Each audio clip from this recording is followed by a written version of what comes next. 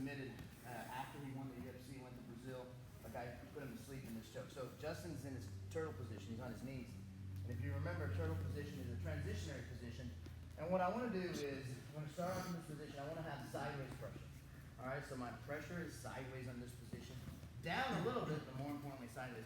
So when I start putting sideways pressure on him, it's really tough for him to hang out. I'm not going to commit underneath yet. All right, so my hands are just hanging out here. I'm off my knees. I'm constantly putting pressure on him, and I'm keeping my spine straight. So step number one, I'm going to take my hand underneath his armpit and feed the lapel. So you guys can't see this, but Justin's going to posture up so you can see it. So feeding the lapel is interesting. What happens is, if you just go to choke him with this hand, and you don't have the assistance of this hand, you're going to struggle to grab the lapel and find it. Sometimes the lapel is not where you want it to be. Sometimes it's never tight enough. So those are the issues that you have. But by having this hand as your assisting hand, you're going to open up this lapel. You guys see how I open it up? Giving access for this other hand to go over his shoulder, thumb in. So after you have access to it, life becomes a lot easier. Then you want to zip it. The zipping concept sometimes is difficult. I zip it as tight as I can. To zip it, this hand pulls it down. You guys see how the slack is being eliminated by me pulling it down? That's super important. Some guys are hard to choke out. So you got to zip it down, and zip it up. So my assisting hand pulls it down. My other hand goes up. Once you get that set up, you're good to go. This second hand, there's a couple of different options. In the past, I put it between his legs. Today, so in the past, we grabbed his arm. Today, I'm going to grab the opposite lapel. All right? Once I have this here, even if he rolls me with me committing with this hand, I can still choke him. So this hand now grabs the opposite lapel. So posture up a little bit, Justin. Opposite lapel is the one on the other side. When it grabs the opposite lapel, I already start to, you can posture back down. I already start to pull it down. All right, once I pull it down, the choke has been initiated. Now what I want to do is, this concept is hard. This hip bone right here needs to lie between his head and his shoulder. It cannot be on his head and it cannot be on his shoulder. This is the mountain and the mountain, this is the valley. My hip bone goes straight right here. And I'm going to arch my back, keep my posture super straight, and I'm going to put my forehead over there. All right, by that time, he's choked. So, hip pressure sideways, I'm off my knees, on my tiptoes. My hands are hanging out here until I'm ready to submit. Now, my hand goes underneath his armpit, opens it up. All right, the other hand goes over, thumb in, and zips. Zip and pull down. When I grab this, this is the last piece of advice, I already start to go casting a fishing line.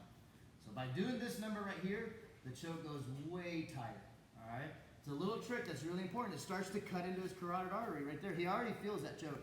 The other hand grabs the opposite lapel and pulls it down. Now watch. My hip bone, stay strong, Justin. My hip bone goes over that valley that I was talking about, and my forehead goes on the ground. And look how I pancake out. My forehead's on strong, and my hip is on that valley. Now that my hip's on that valley, I start to initiate the choke, and there it is. All right? It's very important for you to have your hip bone down as you're pulling the lawnmower up. My lawnmower is being pulled up, and my hip bone's down. One more time. So I'm here, sideways pressure, always sideways pressure. We're a little bit down to sideways. This hand goes underneath to open up the lapel. It's my assistant hand. This one goes over, all right? My thumb leads the way, and I grab nice and tight, and I zip it. After I'm done with it, I grab the opposite lapel. It doesn't matter where you grab the opposite lapel, as long as you grab it and you pull it down. Now, remember, this hip bone here goes right here. It's going to start on the shoulder and go down, but it's never going to go to the head. Once it goes down, forehead on the ground, smash everything you have goes down. All right? So I feed, grab the opposite lapel. Look at my hip bone. My hip bone's down, and there goes the choke. It's that position right there that you want as you pull the lawnmower.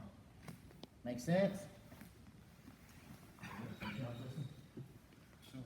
Thomas, can I do a name? My buddy Thomas.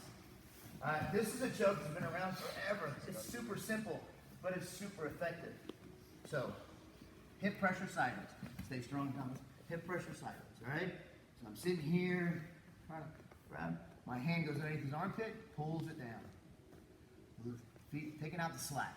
My other hand goes through and grabs. Sometimes, there's different ways to get this. Sometimes you go over his face and grab your thumb in. Either way, you want it to be tight. Now I grab the opposite lapel. Remember, my hip bone goes over this shoulder and down into that valley.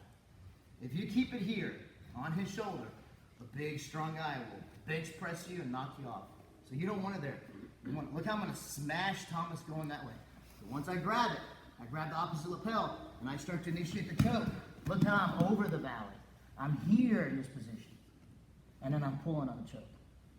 And my hip bone is pulling down, and my hand is pulling the lawnmower up.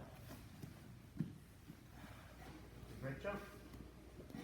Anybody see it again? The left hand stays on the lapel. The right hand is pulling across, the left hand is pulling down. And you're pancaking. Anybody see it again? Let's do it. Ready? 1, 2, 3, go.